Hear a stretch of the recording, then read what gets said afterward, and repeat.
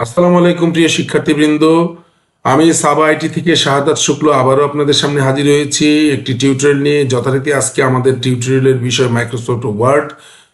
আপনারা জানেন মাইক্রোসফট ওয়ার্ডের ইতিপূর্বে আমরা ফাইল মেনুটি নিয়ে আলোচনা করেছি। এটার ভেতরের এখানকার যতগুলো বাটন আছে সবগুলো নিয়ে আমরা আলোচনা করার চেষ্টা করেছি। আজকে আমরা আলোচনা করব হোম। তো এই হোম মেনু বারের হোম মেনুটির মধ্যে দেখেন অসংখ্য প্রপার্টিজ আছে। আমরা যদি এখানে দেখার চেষ্টা করি হোম মেনুর আন্ডারে এই টোটাল প্রপার্টিজগুলো রয়েছে। তো সবগুলো প্রপার্টিজ নিয়ে আসলে আজকে আলোচনা করা সম্ভব নয়। তো আমরা চেষ্টা করব এই কাট কপি পেস্ট এই অংশটি নিয়ে আলোচনা করতে, যেটা অত্যন্ত গুরুত্বপূর্ণ। কারণ আমাদের একটি ডকুমেন্ট তৈরি করতে গেলে কাট কপি পেস্ট অবশ্যই দরকার পড়বে। তাই আজকে আমরা এই অংশটি নিয়ে আলোচনা করব। পাশাপাশি যদি আমরা সময়ে সংকলন করতে পারি, খুব অল্প পরিসরের ভিডিও করতে চাচ্ছি, খুব লম্বা করতে চাচ্ছি না ভিডিওটি। তাই যদি এই সময়ের মধ্যে সম্ভব হয় তাহলে আমরা এই অংশগুলো নিয়েও একটু আলোচনা করার চেষ্টা করব। সেটা হচ্ছে এই যে এই অংশটা, যেটার মধ্যে ফন্টের বিভিন্ন ফরম্যাট সংক্রান্ত আলোচনা রয়েছে। তো দেখতে থাকুন শিক্ষার্থীবৃন্দ, আমরা শুরু করছি। তো এই হচ্ছে আমাদের হোম মেনু। হোম মেনুর মধ্যে আমাদের রয়েছে এখানে দেখেন কাট কপি, দুটি বাটন রয়েছে। তো দুটি বাটন কিন্তু একটু ব্লার অবস্থায় রয়েছে, তার মানে এটা ইনঅ্যাক্টিভ হয়ে রয়েছে। কারণ হচ্ছে কাট কপি শুধু কাজ করতে পারে না। আপনি দেখতে পাচ্ছেন এই যে এখানে কাট কপি কিন্তু শুধু বা যে কোনো সময় কাজ করবে না। আপনাকে যদি অবশ্যই এটি কাজ করার একটি নিয়ম রয়েছে। নিয়মটি হচ্ছে আপনি যদি কাট কপি করে কাজ করতে চান তাহলে অবশ্যই আপনাকে এই টেক্সট সিলেক্ট অবস্থায় থাকতে হবে। কারণ আপনি কোন টেক্সটটাকে কাট করতে চান বা কপি করতে চান সেটা কিন্তু কম্পিউটার বুঝতে পারে না। তাই আপনি যদি যখন এটাকে সিলেক্ট করবেন, এখানে দেখেন কাট এবং কপি বাটন দুটো কিন্তু অ্যাক্টিভ হয়ে গিয়েছে। তো এটাকে আমরা প্রথমত আমরা আসলে কপিটা একটু আলোচনা করি। দেখুন এখানে কপিটা যদি আলোচনা করি তাহলে আমি এই কপিটাতে ক্লিক করা মাত্র এটা আমার ক্লিপবোর্ডে কপি অবস্থায় চলে গেছে কম্পিউটারের মেমোরিতে। তো এখন আমার এটা কপি অবস্থায় আছে। পাশাপাশি এখন কপি করার কাজ হচ্ছে কোনো লেখাকে বারবার লেখা বা প্রতিলিপি তৈরি করা, নকল তৈরি করা যেভাবে বলি। তো আমি এই নলেব ইসলাম লেখাটিকে কপি করেছি। আমি যদি এই লেখাটিকে এইখানে আনতে চাই, যেখানে আমার কার্সরটি দেখা যাচ্ছে আপনারা দেখতে পাচ্ছেন, এইখানে লেখাটিকে আনতে চাইলে আমি এখান থেকে পেস্ট বাটনটি ক্লিক করলে কিন্তু লেখাটি চলে আসছে। আবার যদি আমি পেস্ট বাটন ক্লিক করি, দেখেন দর্শকবৃন্দ আমার এইখানে কিন্তু নলেব ইসলাম লেখাটি চলে এসেছে। তো আমি কিন্তু কপি করেছি একবার মাত্র, এখান থেকে একবার কপি করেছি, কিন্তু পেস্ট করেছি দুইবার। আপনি একবার কপি করে অসংখ্যবার এটাকে পেস্ট করতে পারবেন। আমি আবার যদি এখানে পেস্ট বাটনে ক্লিক করেন, দেখেন চলে আসছে। তো পাশাপাশি এটা আপনাদের বলে রাখছি, এই যে আমরা এখান থেকে যে এই লেখাটিকে সিলেক্ট করে কপি করলাম, এই কপি করার একটি শর্টকাট কমান্ড রয়েছে, সেটা হচ্ছে Ctrl+C। আপনারা দেখতে পাচ্ছেন এখানে মনিটর ডিসপ্লেতে দেখাচ্ছে। আমি যদি এই অংশটিকে সিলেক্ট করে আপনি কিবোর্ডের কন্ট্রোল চেপে ধরে সি বাটনটি একবার হিট করেন, তাহলেই কিন্তু এটা কপি হয়ে যাবে। এবার যদি আপনি অন্য জায়গায়, ধরেন এই জায়গায় আমি লেখাটিকে রাখতে চাই, এবার আমি মাউস দিয়ে দেখবেন এখানে কেন ক্লিক করবো না এবং লেখাটি আসবে না। তো আমি যদি কিবোর্ড থেকে কন্ট্রোল চেপে ধরে ভি বাটন প্রেস করি তাহলে কিন্তু পেস্ট হয়ে যাবে, এবং আমি যতবার Ctrl+V দিব ততবারই কিন্তু এটা চলে আসবে। এভাবে আমরা অসংখ্যবার পেস্ট করতে পারবো শুধুমাত্র একবার কপি করে।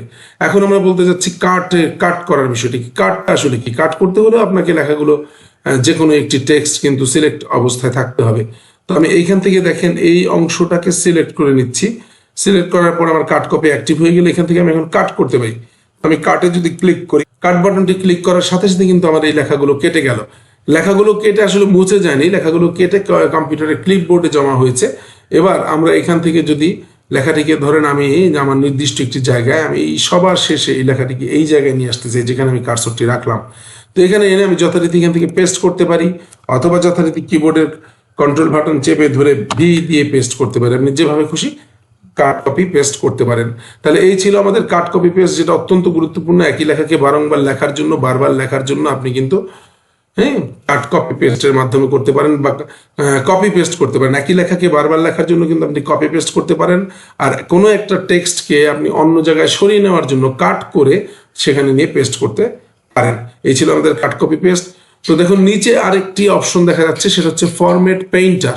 তো ফরম্যাট পেইন্টার বিষয়টা আসলে কি? ফরম্যাট পেইন্টার হচ্ছে, ধরেন আপনার এই লেখার ভেতরে যেই ফরম্যাটিংসটা রয়েছে সেই ফরম্যাটিংসটাকে কপি করা, বা ফরম্যাটটাকে কপি করা এবং সেটাকে পেস্ট করা। আসলে ফরম্যাট কি জিনিস সেটা দেখতে হলে আমাদের এখন চলে আসতে হচ্ছে, যদি আমরা এইখানে এই অংশটার মধ্যে দেখেন আমাদের ফন্টের অনেকগুলো ফরম্যাট রয়েছে। এই ফরম্যাটগুলো নিয়ে আমরা একটু আলোচনা করব। এইটা আলোচনার শেষে আমি আবার আপনাদের জন্য এই ফরম্যাট পেইন্টার অপশনটি নিয়ে আলোচনা করব ইনশাল্লাহ। তো দেখুন এইখানে আমাদের বোল্ড অপশন রয়েছে, যে বোল্ড, বিতে হচ্ছে বোল্ড, আইতে হচ্ছে ইটালিক, ইউতে আন্ডারলাইন। আমরা মাউস পয়েন্টারটি যদি এটার উপরে নিয়ে যাই তাহলে কিন্তু এটা হুবার হিসেবে এখানে চলে আসছে।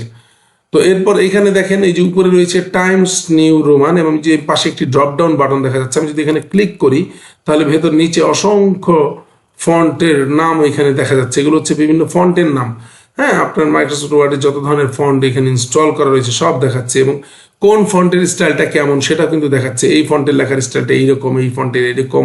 হ্যাঁ, আমি যদি একদম উপরে যাই দেখেন এইখানেও কিন্তু অনেক ফন্ট, এখানে আছে ক্যাম্বেরিয়া, ক্যালিভেরি, হ্যাঁ, এরকম অনেক অসংখ্য ফন্ট রয়েছে। এই যে আলজেরিয়ান, হ্যাঁ, ধরেন আমি এই যে এখানে আলজেরিয়ান যদি ক্লিক করি আমার এই যে সিলেক্টেড লেখাটা কিন্তু লরেল ইপসম লেখাটি সেরকম টেক্সটেও শিখেছে। আবার আমি যদি আরেকটি লেখাকে ক্লিক করি, ধরেন আমি এরিয়াল ব্ল্যাক, এটাতে ক্লিক করলাম তাহলে লেখাটি কিন্তু এরকম চেঞ্জ হয়ে গেছে। কিন্তু লেখাটা অবশ্যই সিলেক্টেড অবস্থায় থাকতে হবে। সিলেক্ট করে আমি যখন এখান থেকে বিভিন্ন ক্লিক করছি তখন এগুলো কিন্তু এরকম হয়ে যাচ্ছে। আমি এই যে এরিয়াল রাউন্ডেড বোল্ড দেখেন, চমৎকার একটি ফন্ট, এটাও কিন্তু লেখাগুলো চেঞ্জ হয়ে যাচ্ছে। এইভাবে করে আমরা বিভিন্ন টেক্সটগুলোকে বিভিন্ন ফন্টে রূপান্তর করতে পারি, পরিবর্তন করতে পারি। সাধারণভাবে যদি বলি তাহলে লেখার স্টাইল চেঞ্জ করতে পারি। এবার লেখার স্টাইল আপনি চেঞ্জ করলেন, এই যে নিচের লেখাটা আপনার মনে হচ্ছে যে আপনি হঠাৎ এই লেখাটাকে একটু মোটা করতে চান, তো এই মোটা করার বিষয়টা হচ্ছে বোল্ড করা, যেটা আপনি এখানে এই যে এই বি বাটনটি প্রেস করে আপনি করতে পারেন সিলেক্টেড অবস্থায়। এবং এই দেখেন বোল্ডের যে কিবোর্ড কমান্ডটি নিচে কিন্তু শো করছে, সেটা হলো কন্ট্রোল বি। আমি যদি এখানে ক্লিক করি দেখেন লেখাটি কিন্তু বোল্ড হয়ে গেছে, এবং একই ক্লিক যদি আবার করি তাহলে এটা কিন্তু আবার লেখাগুলো রেগুলার হয়ে যাচ্ছে। তো এইভাবে আমরা বোল্ড করতে পারি। আর কিবোর্ড কমান্ডের মাধ্যমে আমি যদি কন্ট্রোল বাটনটি চেপে ধরে বি বাটনটি প্রেস করি তাহলে এটা বোল্ড হয়ে যাচ্ছে, আবার কন্ট্রোল বি দিলে লেখাটা রেগুলার হয়ে যাচ্ছে। তো এই কমান্ডগুলো আসলে বেশিরভাগই একটা এক দরজা বিশিষ্ট ঘরের মতো, যে আপনি যেই দরজাটি দিয়ে ঘরে প্রবেশ করবেন সেই দরজাটি দিয়ে কিন্তু আপনাকে ঘর থেকে বেরিয়ে আসতে হবে, ঘরে কোনো একাধিক দরজা নেই। এবং কম্পিউটারে কিবোর্ড কমান্ডের ক্ষেত্রে ম্যাক্সিমাম কমান্ডগুলোই এইরকম। হাতে গোনা কিছু কমান্ড আছে যেগুলো ভিন্নভাবে কাজ করা যায়, ভিন্নভাবে বেরিয়ে আসা যায়, কিন্তু একেবারে 80 to 90% কমান্ড কিন্তু একই রকম। যে যেই কমান্ডটি দিয়ে আপনি কমান্ডটিকে অ্যাক্টিভ করবেন সেই কমান্ডটি দিয়ে আবার আপনি ডিঅ্যাক্টিভেট করতে পারবেন বা রেগুলার করে বা বিপরীতে ফিরে আসতে পারবেন। তো এই হচ্ছে আমাদের এখান থেকে আমরা বোল্ড করছি। তাহলে আপনি দেখুন সেম একইভাবে এখানে আছে ইটালিক। ইটালিকের কাজ হচ্ছে লেখাকে একটু স্টাইলিশ করা, একটু বাঁকা করা। আমি যদি এখানে আবার ইটালিকে ক্লিক করি তাহলে লেখাগুলো দেখেন এখানে একটু বাঁকা স্টাইলের হয়ে গিয়েছে। পাশাপাশি এই লেখাটার সাথে আপনারা কিন্তু আনসিলেক্টেড লেখাগুলোর সাথে এটার পার্থক্যটা কিন্তু বোঝা যাচ্ছে। আবার যদি আপনি এখানে ইটালিক বাটনে আবার যদি আমি আইতে এখানে প্রেস করি তাহলে এটি আবার রেগুলার হয়ে যাচ্ছে। এখানে আছে আন্ডারলাইন। আন্ডারলাইন মানে হচ্ছে নিচে একটি দাগ টানা। আন্ডারলাইন তোমরা বুঝি নিচে দাগ টানা। তো যেই লেখাগুলোকে আমি এই যে এখানে সিলেক্ট অবস্থায় রেখেছি এটাকে যদি আমি আন্ডারলাইন বাটনে ক্লিক করি তাহলে দেখেন এখানে লেখাগুলো কিন্তু আন্ডারলাইন হয়ে গিয়েছে। দেখতে যদি অসুবিধা আমি একটু জুম করে আপনাদের দেখাচ্ছি। এই যে দেখেন এখানে এটা কিন্তু একটু আন্ডারলাইন অবস্থায় চলে এসেছে। আবার আমি যদি এখানে আন্ডারলাইন দিই তাহলে চলে গেল, লেখাটা আন্ডারলাইন চলে গেল। এইভাবে করে আমরা বোল্ড ইটালিক আন্ডারলাইন করতে পারি, এখান থেকে ফন্ট চেঞ্জ করতে পারি। এবার এই লেখাগুলোর সাইজকে যদি আমি বড় করতে চাই, ফন্ট সাইজকে যদি ইনক্রিজ করতে চাই বা বাড়াতে চাই তাহলে এই যে এখানে আছে ফন্ট সাইজ, দেখেন এই ফন্ট সাইজ, যেটা কন্ট্রোল শিফট পি দিলে কিন্তু এখান থেকে আবার এটা হচ্ছে। আমি এইখান থেকে এই ড্রপ ডাউনে ক্লিক করতে পারি। ড্রপ ডাউনে ক্লিক করে এখান থেকে আমি ফন্ট সাইজকে বাড়িয়ে দিতে পারি। আমি এইখান থেকে দিয়ে দিলাম 22। দেখেন লেখাগুলো কিন্তু অনেকটাই বড় হয়ে গিয়েছে এবং বেশ খানিকটা বড় হয়েছে। আবার যদি আমি এইখান থেকে লেখাটাকে ক্লিক করে আমি ড্রপ ডাউনে যে আমি যদি এখান থেকে 14 দিয়ে দিই লেখাটা কিন্তু আবার ছোট হয়ে গেছে। এভাবে আপনি বিভিন্ন সাইজের ফন্ট এখান থেকে নিতে পারেন, তার মানে লেখাগুলোকে ছোট বড় করতে পারেন। এই একই কাজ আপনি যদি কিবোর্ড কমান্ডের মাধ্যমে করতে চান তাহলে আপনি কন্ট্রোল ধরে আপনি কিবোর্ডের থার্ড বাটন থেকে আপনি এটাকে করতে পারবেন। সেটা কিভাবে, আমি যদি এখান থেকে মানে কন্ট্রোল, একই কাজগুলো আপনি কন্ট্রোল ধরে ব্র্যাকেট বাটন দিয়ে করতে পারেন। আমরা এই ব্র্যাকেটটাই যে এটা দিয়ে, এই ধরনের ব্র্যাকেট এটা দিয়ে কিন্তু আমরা এটাকে লেখাটাকে বড় ছোট করতে পারি। ঠিক আছে, তো আমি যদি আবার এখান থেকে এই ধরনের এই লেখাটা আমার সিলেক্ট আছে, আমি কন্ট্রোল ধরে থার্ড ব্র্যাকেট দিয়ে যদি আমি যতবার দিব ততবার কিন্তু এটা বড় হচ্ছে, রাইট সাইডের থার্ড ব্র্যাকেটটা। আর লেফট সাইডের থার্ড ব্র্যাকেট দিয়ে কিন্তু আমরা এটাকে আবার ছোট করতে পারি। ঠিক আছে, এইভাবে আমরা কিবোর্ড কমান্ডের মাধ্যমে এটাকে ছোট বড় করতে পারি। তো এগুলো আসলে সবই আমাদের টেক্সটের ফরম্যাট বা ফরম্যাটিংস যেই বলেন, অনেকে ফরম্যাট বলে, অনেকে ফরম্যাটিংস বলে। তো এখানে ফরম্যাট বলাটাই ভালো কম্পিউটারের পরিভাষায়। তো এগুলো এই ধরনের বিভিন্ন ফরম্যাটে আমরা ফন্টগুলোকে রূপান্তর করতে পারি। এখানে আরো অনেকগুলো অপশন আছে, এগুলো নিয়ে আমি পরবর্তীতে আলোচনা করব। তো যাই হোক, এখানে ফন্টের কালারটাকেও আপনি চেঞ্জ করতে পারেন। এই যে এখান থেকে ধরেন আমি যেটা হচ্ছে ফন্ট কালার, হ্যাঁ, এখান থেকে আপনি ধরেন আমি এই লেখাটাকে টেক্সটটাকে রেড কালার করে দিলাম। তো এই অবস্থায় আছে। এইভাবে আমরা ফন্টগুলোকে চেঞ্জ করতে পারি। আশা করছি আপনারা বুঝতে পারছেন। যদি বুঝতে কোনো অসুবিধা হয় তাহলে কমেন্ট বাটনে আপনারা লিখে দিতে পারেন, হ্যাঁ, আপনারা বা আমাদের কাছে মেসেজ করতে পারেন, SMS করতে পারেন, মেসেজ চ্যাট বক্সে চ্যাট করতে পারেন। আমরা চেষ্টা করবো আপনাদের উত্তরগুলো দেওয়ার। তো আশা করি আপনারা বুঝতে পেরেছেন। যদি বুঝতে অসুবিধা হয় তাহলে কমেন্টে অথবা আমাদের মেসেজে জানাবেন, আমরা চেষ্টা করবো আপনাদের উত্তরগুলো দেওয়ার। তো এখন দেখুন, এই যে আমার এই লেখাগুলো যে ফরম্যাট অবস্থায় আছে, এখন আমরা চলে আসি এখান থেকে ফরম্যাট পেইন্টার। এই যে ফরম্যাট পেইন্টার যে অপশনটা, এখান থেকে আপনাদের বলেছিলাম যে আমরা ফরম্যাটটা হওয়ার পরে ফরম্যাট পেইন্টার বাটনে আসবো।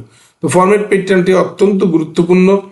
দেখেন, আমরা যদি এটাকে এই সেম লেখা, এইরকম সেম ফরম্যাট যদি আমি এই লেখাটাতে তৈরি করতে চাই, ধরেন আমি এইখানে কিছু লেখা ঠিক এরকম সেম ফরম্যাট নিতে চাই, এইখানে কিছু লেখা সেম ফরম্যাট নিতে চাই, বা এইখানে কিছু লেখা, বিশেষ করে আপনি যদি কোনো রচনা লেখেন, দেখা যাচ্ছে প্রত্যেকটা ফিল্ডে বা হেডিংস গুলোতে আপনি একই রকম ফরম্যাট দিতে চান, তাহলে বারবার একই রকম ফরম্যাট করার জন্য এটা কিন্তু খুব দুরূহ ব্যাপার হয়ে যায় বা সময় সাপেক্ষ ব্যাপার হয়ে যায়।